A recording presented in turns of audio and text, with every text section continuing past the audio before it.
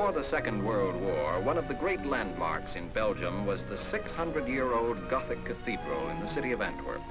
Towering over the city, this architectural achievement was a spiritual symbol, linking the inhabitants with a great cultural past. The cathedral, as well as other old buildings, reminded the people of a way of living that had stood the test of time.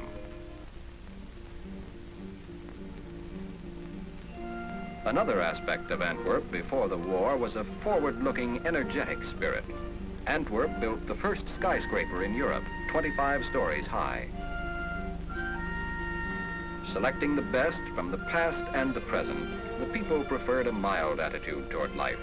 They looked with contempt on the fascist ways that had developed in Nazi Germany, a short distance away. Antwerp, since the Middle Ages, had been a trading center. Its port was the greatest on the continent of Europe.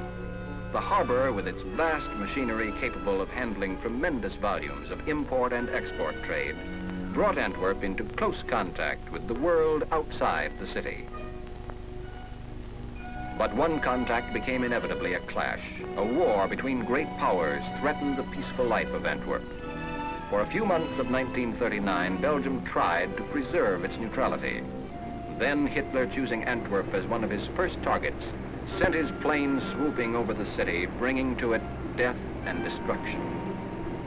Napoleon once said, "Antwerp is a gun pointed at the heart of England." To Adolf Hitler, the capture of Antwerp was a natural step in the plan to conquer England and the rest of the world. Antwerp was taken. For 4 years, the Belgian people existed and suffered under German rule.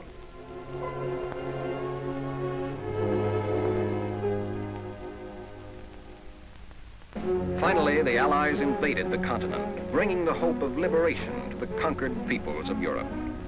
As the invasion proceeded, supplying the forces became an increasingly severe problem. The beaches became a crowded bottleneck of supply. The Allies needed a major harbor to feed the tremendous drive toward Germany. The enemy knew this. They bombed and wrecked Le Havre and all the large ports along the northern coast of France. Deprived of harbors, we found roads were the only answer. Roads became our lifeline, stretching farther and deeper into France. Supplies moved over one-way routes in a 24-hour delivery system now famous as the Red Ball Express. Day and night, the trucks rolled along the roads of France, bringing gasoline, ammunition, and food to frontline depots. The huge Allied force in France had only one small port, Cherbourg, through which supplies might flow. Cherbourg was hundreds of miles from the fighting front. The lines were stretched to the breaking point. We needed a port desperately. Antwerp, Germany's key to the invasion of England, could unlock the door to Germany. In a sudden 8-hour thrust of 110 miles, the British 11th Armored Division fought their way to the city. The troops rolled through the outskirts of Antwerp almost unchallenged. Several months before, no one would have dreamed that Antwerp was to be taken so easily. For 4 years, the people of Antwerp had known only oppression. Now the suddenness of liberation was overwhelming. In one day, life in the city changed entirely.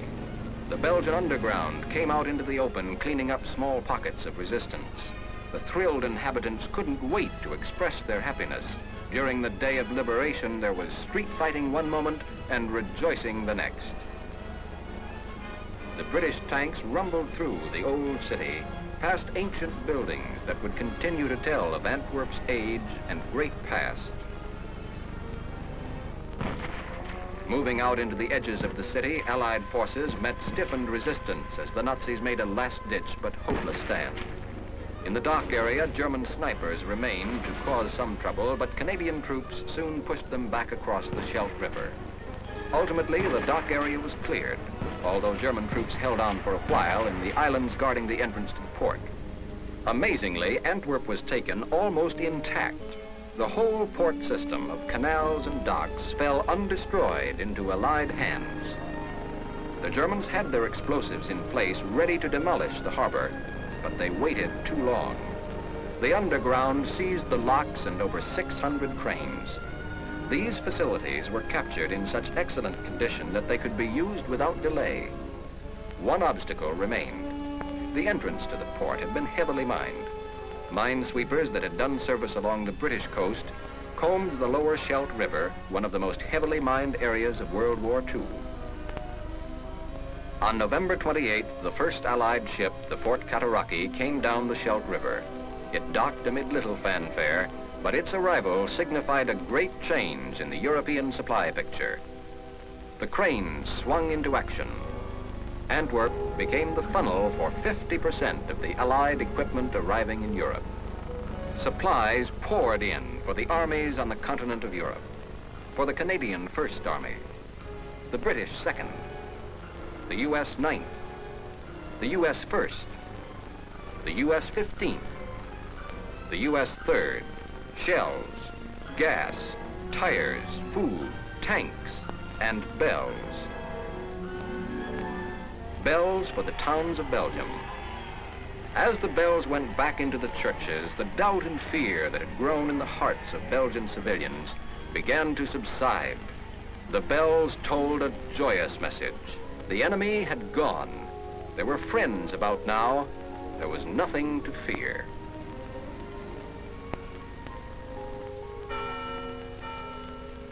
And then suddenly, the flying bomb, 1,000 pounds of dynamite capable of vast destruction. The bombs were aimed at the port of Antwerp, the port so vital to the Allied invasion of Germany. It was the Germans' trump card, and it was being played in earnest.